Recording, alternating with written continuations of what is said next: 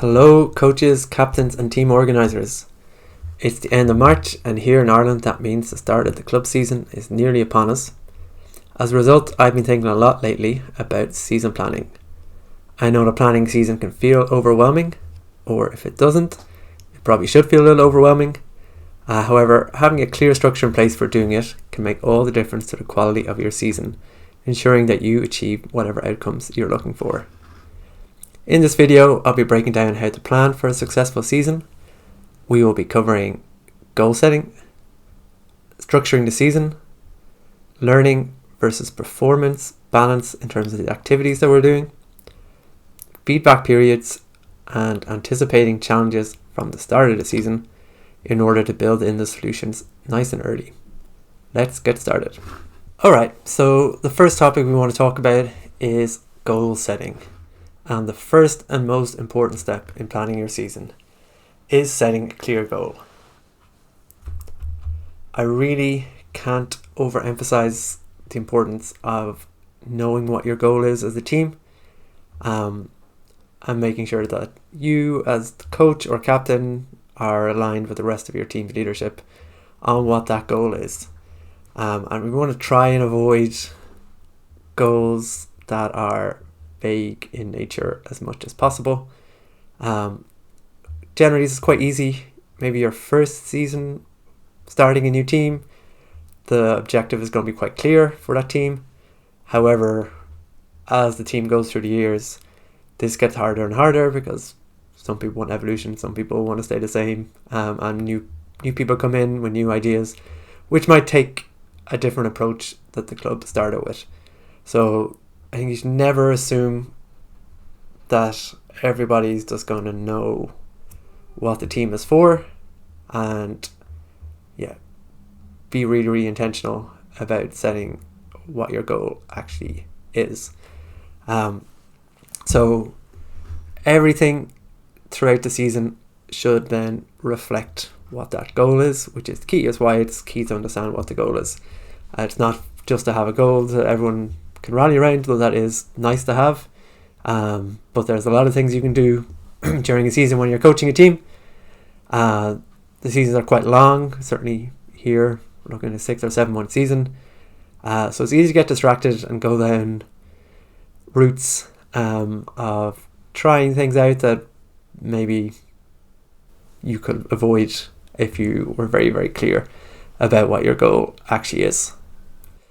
Okay, so naturally as well, your goals will dictate priorities throughout the season. So when you are playing a tournament and you're in a game that's maybe winnable or maybe losable, depending on the lines you call, the goals you set at the start of the season should inform your decisions there, or maybe just inform your decisions around your squad selection in the first place, and they may inform your decisions around what activities you choose for the training sessions that you're going to run. Your goals are going to dictate all those priorities throughout the season. So again, I can't say this enough times, the most important step in planning your season is understanding what the goal of the team is. Your overall success as a coach or a captain or a team leader is going to be in how well you aligned your actions throughout the year with your goals. Okay, so that might sound a little vague, so let's take a look at a couple of contrasting examples of the sort of goals that a team may have. So the simple one is a team just wants to win. If you just want to win, your goals are going to be fairly obvious, and it makes all the decisions quite easy throughout the year in terms of what you're trying to do. If your goal is to win your national championship or your regional championship, then all your decisions throughout the season should be made with that in mind. For me, that means stress about winning early season games if they don't contribute to that goal. Obviously, if you're in a scenario where you have rankings or some sort of qualification process, then you might need to pay a little bit of attention to results. But if you're in a rankings environment and your goal is to win the overall championship, I'm hoping you don't need to think too hard about qualifying through the rankings if you're planning on winning the whole thing. Um, you probably shouldn't stress about winning any games that don't directly align to the goal of winning the championship at the end of the year. There's a caveat to that, which is that you do need to practice at some point closing games out. So you may not want or care too much as a leader about winning a mid-season tournament or winning a game against a rival. It may not be the most important thing, but there comes a point where if you want to win the championship, you have to know how to win. So that's a totally legitimate practice goal as well. But your main focus should be on peaking at the right time, building your team chemistry, and refining your strategies in high pressure situations. An important note: this isn't the same as intentionally losing games or hiding things from opponents. Two things which I've been accused of as a coach. You don't actually have to lose games in order to do this. Just the result isn't important. So if you end up winning the games, that's great. Winning is fun. The important thing is the result of the game that doesn't pull through to your championship is irrelevant to that season goal. To replace that normal way of evaluating game, and by normal way I mean win or lose, you do have to be very clear what are the outcomes that you actually want to see. So we don't want to replace our winning goal with nothing. Just say the result doesn't matter. That's obviously not a learning experience for anybody. The key is building in some behaviors or some patterns that you do want to see, and giving maybe exposure to newer players on your roster in bigger roles, and seeing how they handle that situation. And again, that might result in a win, in which case everything's probably great. It might result in a loss, in which case you maybe need to rethink those plans or do more work on the practice pitch, grooving those patterns or developing those players specifically. But either way, you're going to learn from doing that a lot more than you would if you just went out and played your hardest trying to win that early season game, because all you'll learn by doing that is something you already knew, which is you're good, the players that you knew are good, and the stuff that you practiced the year before works, which you probably already knew. But if you didn't win the championship the year before, then something needs to change, and these are the games and these are the times where you will learn those new things. If we switch to a team which has a development goal, then this is a lot more difficult to measure in many ways, and maybe more difficult to plan. Obviously, one of the primary focuses is going to be on the fundamentals of your players, so your basic techniques, your knowledge of the game, different strategies, making sure that everybody understands all those basics and is able to execute them. Disc touches throughout the year should be paramount. So maybe a more elite team that's trying to win might spend more time on strategy and figuring out how they can take the skills and technique they already have and applying it in a better way. But a development team just needs to touch the disc a lot and make mistakes and experiment and enjoy that process. You'll obviously want to focus your plans on developing skills in the players, developing their frisbee IQ versus maybe trying to, like I said, maximize the skills you already have by coming up with like set plays or set patterns that those players can execute. And we want to find the zone of practical development, which I wrote about in my blog last year, and I'll leave a link to that in the description. But in order to successfully develop players from one level to another level, we need to find the right level of challenge for them. So what that means is we don't want to give stuff that's too easy, and this is a mistake I see a lot of teams with a development focus make, is they just go through the same motions year after year, always playing with like balanced teams in their training session, always just running the same sort of offense or same sort of defense, and that'll keep you where you are, which is what you want. That's totally fine. We're not going to go through different any more examples of goals, but it's totally legitimate for your team to have a goal which is we want everyone to enjoy themselves. And sorry, I say it's totally legitimate. That is the most legitimate goal any team could possibly have, is we want everyone to enjoy playing the sport that everyone is giving up their time to play. But I'm probably more talking to you about the crazy people that want to do things that maybe are slightly less enjoyable. But yeah, so the zone of proximal development, we know we don't want things to be too easy for everybody. We don't want things to be too difficult for everybody. We want to find that sweet spot where we're challenging everyone just outside their comfort zone, and that's going to lead to maximum improvements.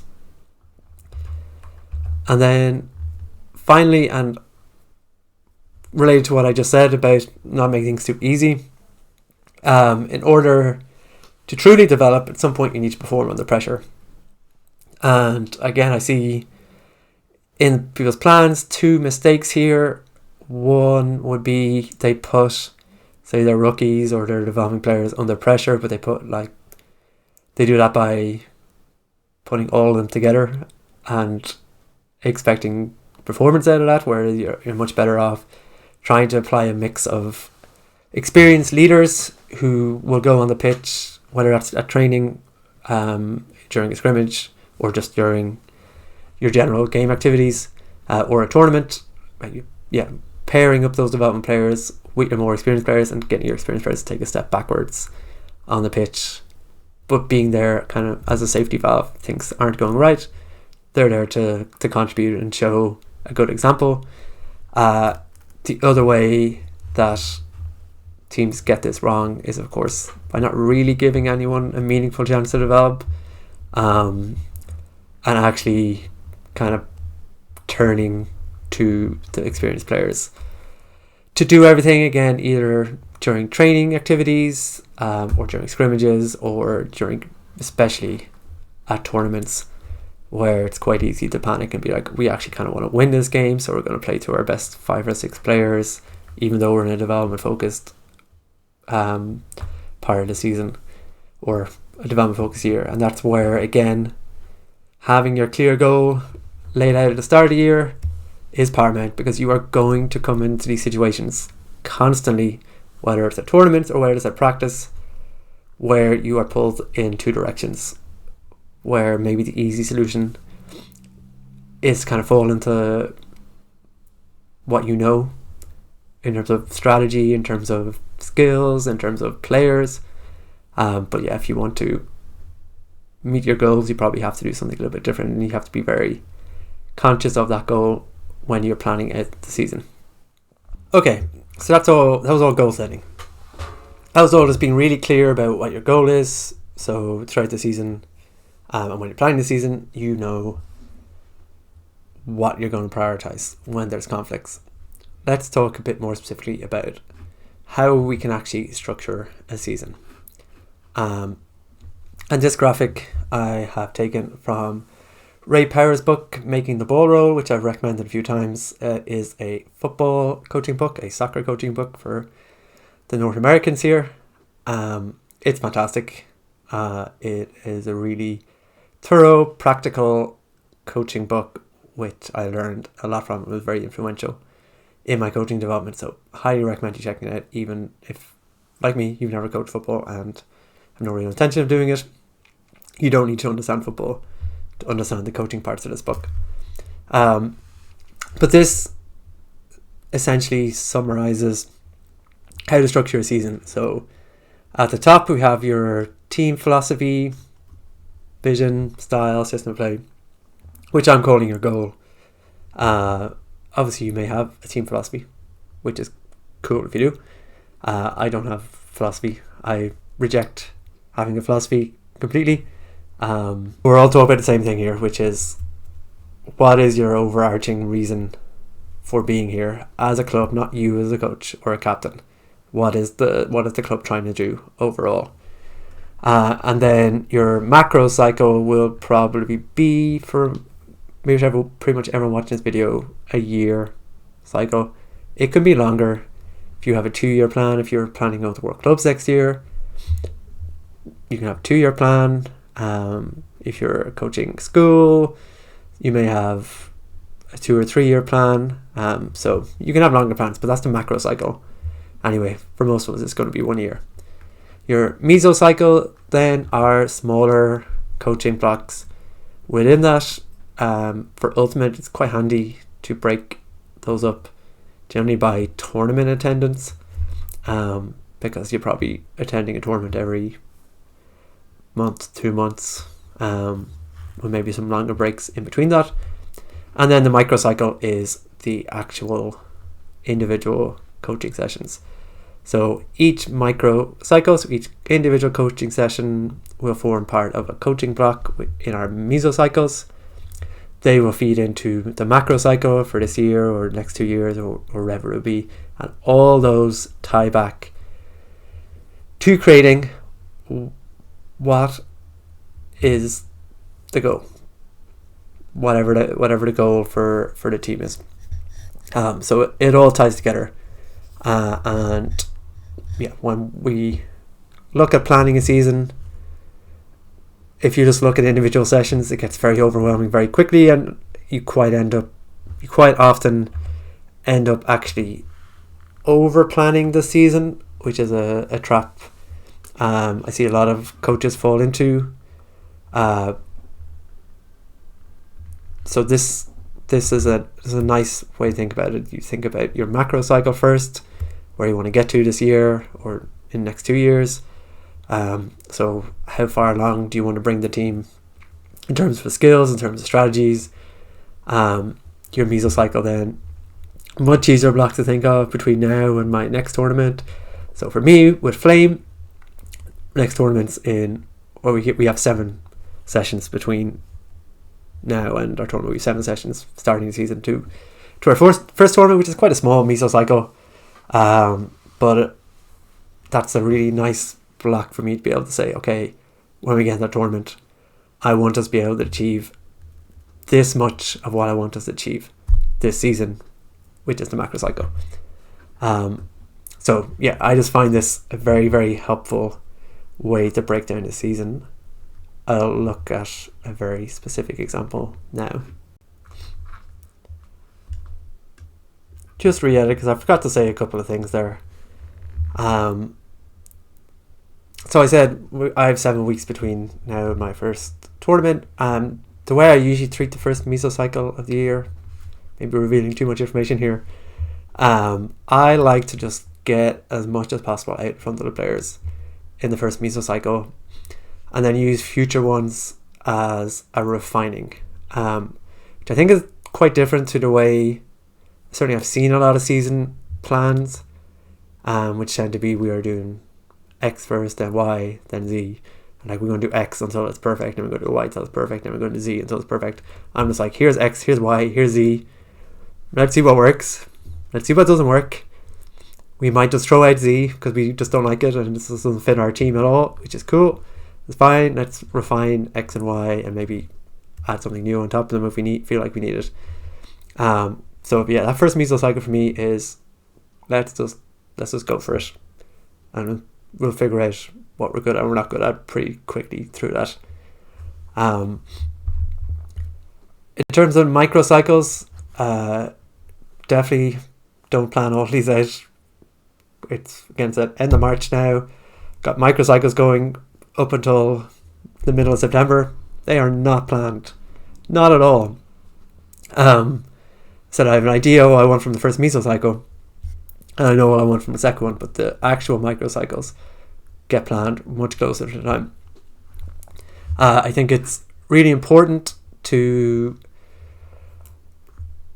understand that we're coaching amateurs. Okay, maybe there's some UFA coaches watching this.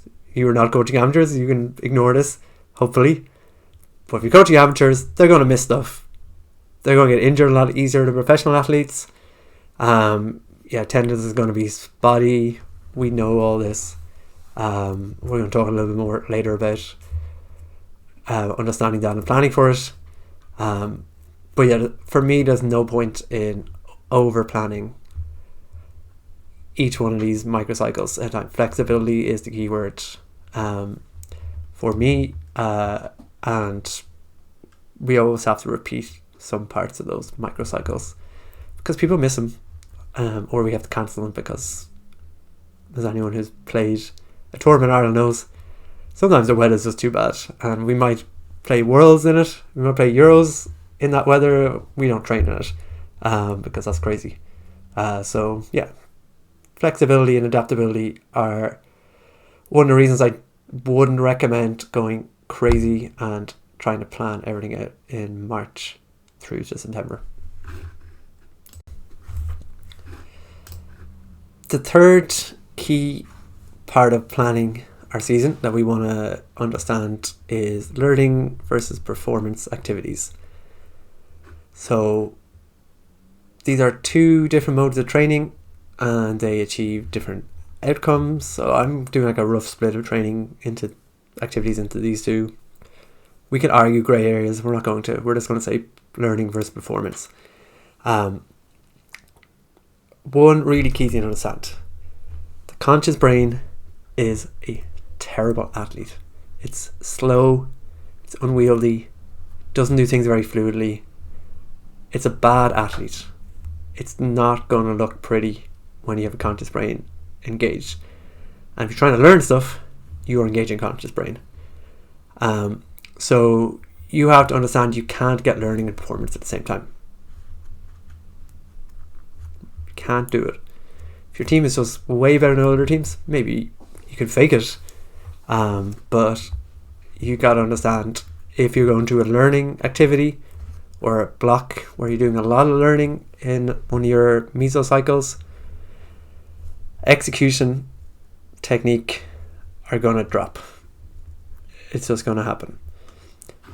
If they don't, it's quite likely you're not actually learning anything, you're not changing anything, and your players are actually playing in performance mode, not in a learning mode. Learning negatively impacts technical execution. So if you want to make progress, we need to shift between learning and performance activities, learning performance mindset. Just doing loads of learning isn't that effective because you don't get the chance to bring it into a pressured environment, like I mentioned earlier. Obviously, just doing performance stuff doesn't work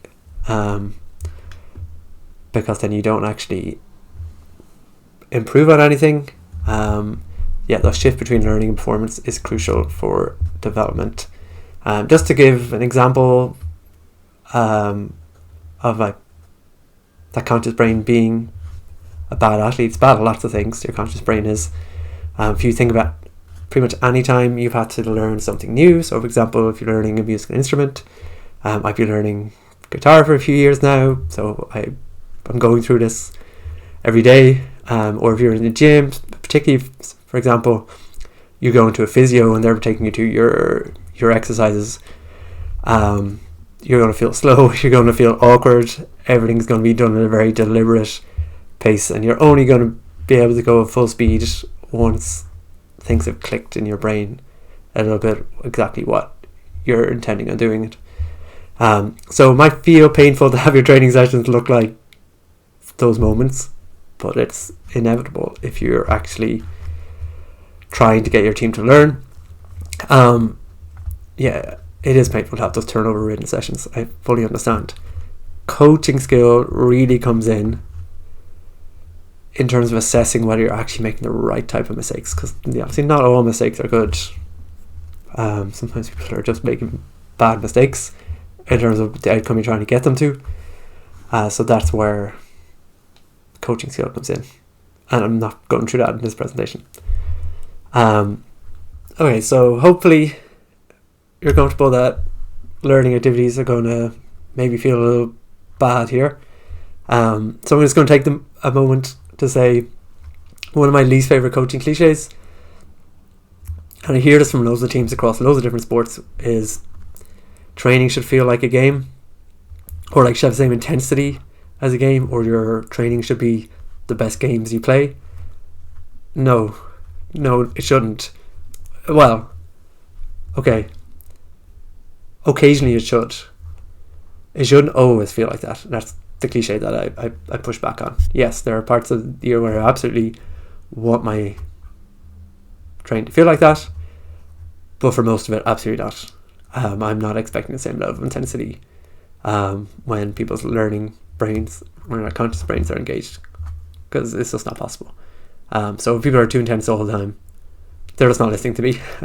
So that does worry me. Okay. You can also have the opposite problem than what I've said, where you're in performance mode too much, so you're not actually learning. You can stay in learning mode too long.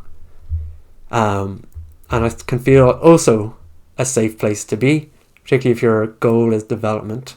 It can be like, okay, we're learning stuff, so therefore we're developing. No, again, you have to bring that learning into performance mode as quickly as you can, really, and test it. And it doesn't matter, like, it's fine if you fail the test. You're just trying to learn something from the test. But if you, just always say, oh, it's fine, we're turning over a lot of training, or the things are sloppy, or we have low intensity because we're developing and we're learning. You have to be put under pressure in order to actually learn as well. So it's important, even if your focus is development and you're doing a lot of learning activities, it's important to introduce performance pressure at points throughout the season. Generally, like using scrimmages that simulate real game intensity, or of course tournament play, where you can be trying to learn stuff, but people are just going to be in performance mode, which is like a perfect tool in some ways. So early season tournaments, because you can't turn performance mode off from people when they're in those games. But you can have learning objectives. So that's a nice way to kind of split the two of them. So as I mentioned a couple times there, adopt continuous cycles of learning and performance objectives throughout the season. So when we think about our microcycles, we don't want every microcycle in a mesocycle to be entirely learning. We don't want it to be entirely performance based either. Probably our last one in the season should be entirely performance based, unless something is gone seriously wrong and you need to correct it. So it probably won't actually be entirely performance based, because you'll probably have to inject a couple of learning ones in there to tighten up stuff that you didn't quite get throughout the year. So in terms of your season planning then, well, you're probably going to want to plan to do more learning stuff at the start of the season, more performance stuff at the end. I would be kind of worried if you came away from this and you said your first two mesocycles of the season were going to be entirely performance and your last two were going to be entirely learning. Very natural to, like I said, my first mesocycle is probably going to be like 90% learning stuff, where I'm just, again, putting everything in front of the players that I want from the season, and our first tournament is going to be the performance mode, and we'll see how we get on. Looking forward to seeing some of you at Spring Tour in Leicester in a few weeks. Say hello if you're there, and let us know how our learning has got on. Sorry, majorly sidetracked there. Learning objectives at the start of the season should be heavily weighted. Mid-season, you're probably looking at a pretty even balance, and towards the end of the season, you're looking at performance mode. Again, you need to keep your goal in mind during that whole process. So one of the things you might have to watch out for is that players don't necessarily like a lot of sessions in a row that are lower intensity or have a lot of mistakes. Again, depending on the level of your team to start with. So you might have to be quite clear in what the objective for the season is, whatever your goal for the season is. And that's again where having that clear goal in mind really helps plan out these cycles in a lot clearer and more effective manner, rather than getting we've got three practices that are our first tournament, we're in a panic now. It's like, you'll know what you're doing and why you're doing it, and you're not going to get that panic. Okay, so just to show a real example of this. This is pulled from a season plan that I had with Ranelagh a few years back, where I basically broke the year down into 2 cycles. Integration and learning to start with, because we had a lot of new players that season, so that was a key component for us. And then cycle 2 would be maximizing performance, and then within those cycles, I know the color coding is extremely garish. I don't normally do this. I don't know why I did it here. We had basically 4 blocks of learning to do, and most of them were kind of carryovers from previous year. So it could be done quite quickly, but you see, like, with the color coding, that it's not like generally 3 in a row we do block 1, then we do 3 in a row block 2, and 3 in a row block 3, and so on. It's very much designed so we have some consistency, but we also have some variety, which is a hard needle to thread sometimes, but it's what I always try to do. And then in the purple we have our performance aspects. Even in our first cycle, this is just the first cycle, which are our captain's draft game, where the captains would draft teams and we just play a game. And we judge the captains, or I would judge the captains for how well they drafted teams. And then at the bottom you'll see that's the end of cycle 1, and it's up to the coaching team then to define what are priorities for the second cycle. So what are the performance priorities? Is there stuff we still need to learn? What aspects of our play are we really going to key in during our second half of the season? Okay, so I think having some idea of where in your season you are going to look for feedback is important. Now, obviously, you can get feedback continuously throughout the season, one-on-one conversations with players. Hopefully, they'll be proactive sending you stuff. So I'm talking more formal feedback, because there is nothing more frustrating than getting to the end of the season and then getting feedback from players. It's really frustrating. Tell your leaders your feelings during the season, when there's actually time to do something better, please. We want to progress throughout the season. We want structured feedback periods, in order that we know we have time to do something about the feedback. We know we're on the right track throughout the season. We want to try and set these markers in advance. Post tournaments or post cycles are a really good point for gathering that feedback. Obviously, you saw in the previous section I had like the coach assessment period, and that was going to be inclusive of getting feedback from the team as well. So the coaches obviously make the decision on what the priority is going to be for the next cycle, but it's done on the basis of the coach assessments plus the player assessments, in order to maximize our planning. A mix of informal and formal feedback is great. I think probably the most useful tool I find is to send out a feedback form at planned intervals throughout the season. Again,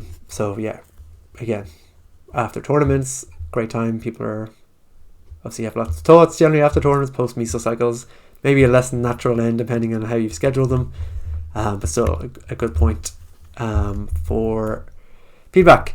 Once you have the feedback,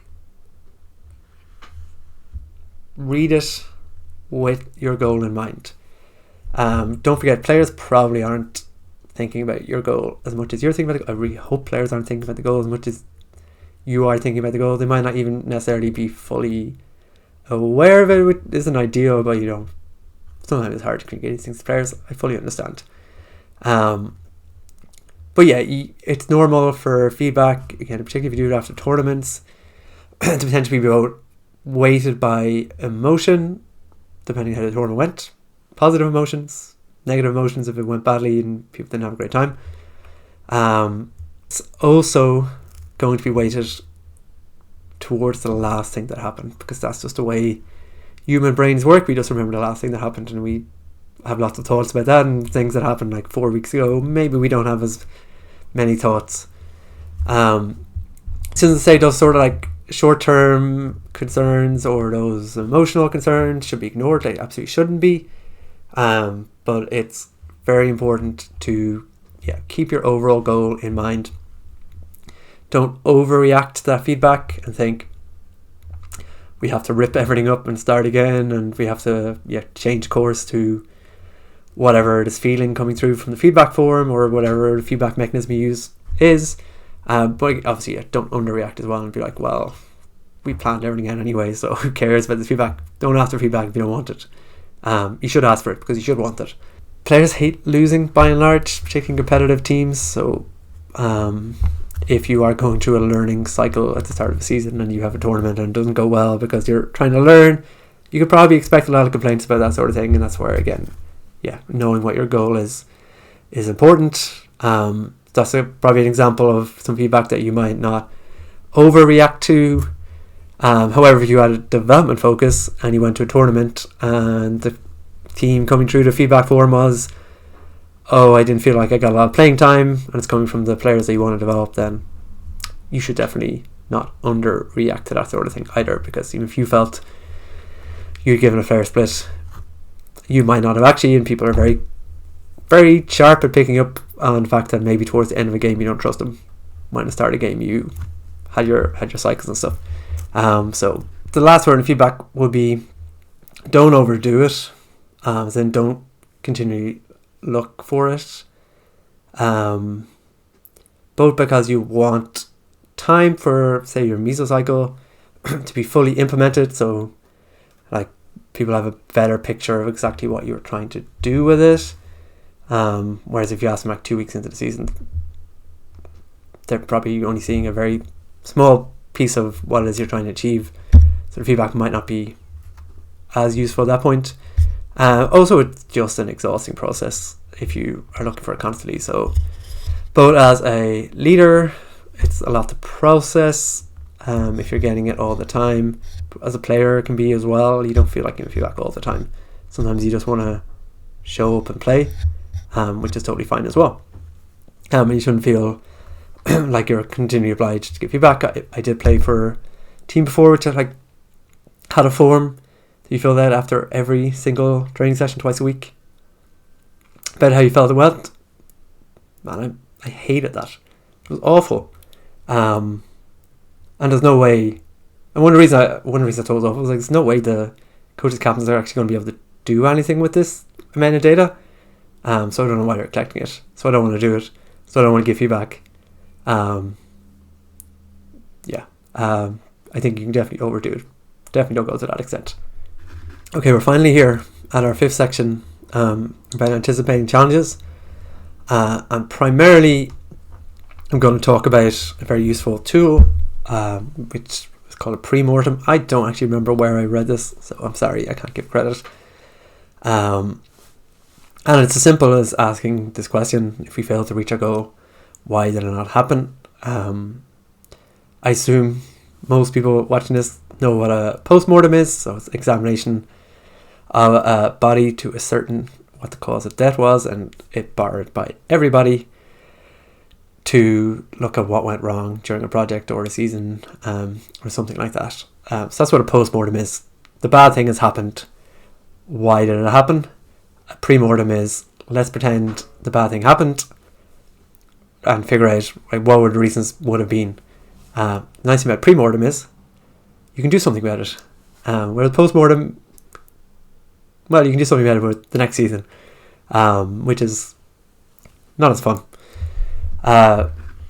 When I ask people this when I'm running coaching workshops, pretty much they always know where the failure points are going to be for the season, and pretty much they have no intention of doing anything about it. They're just hoping that those things don't manifest. We all do this to some extent. I do it. Just bury your head in the sand and hope that you have a perfect season and that things don't go wrong.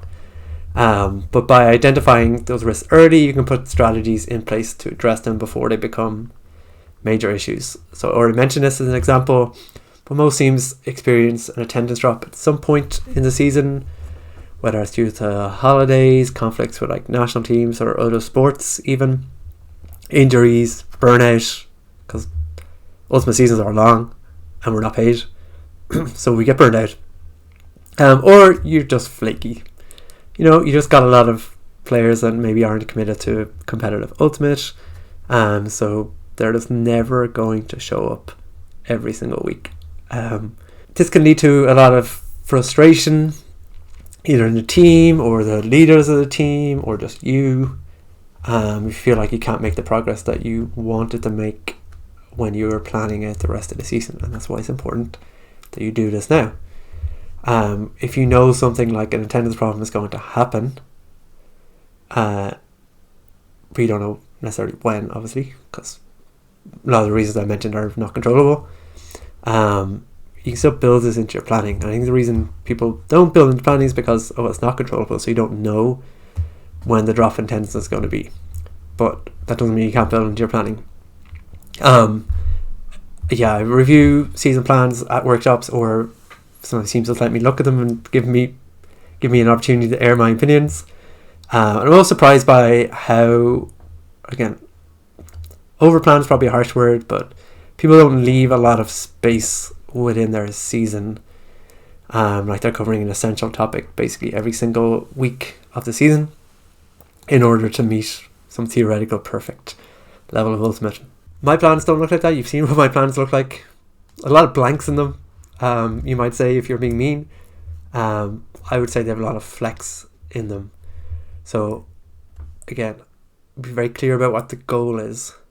Very clear about our use of activities in terms of learning and performance activities. Very intentional about the way we structure a season. But there is flexibility built into it because stuff happens all the time. Weather, attendance, national teams take over the club season, clubs take over the national team season, everyone goes to a beach tournament and doesn't come back for 3 weeks. Things just happen. In Ultimate, it's just a sport where all that sort of stuff happens. So there's no point planning for 100% effectiveness across the season.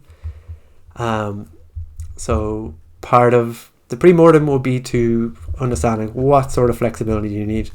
Do you need it in, like I said, just building in the fact that not everyone's going to attend 100% of the time. So if you want everyone to be developing and getting to a common understanding, you're going to need to repeat things throughout the season. You're going to need to just have some flexibility for, hey, you only have 12 people to practice tonight, you only have 8 people to practice tonight, whatever it is.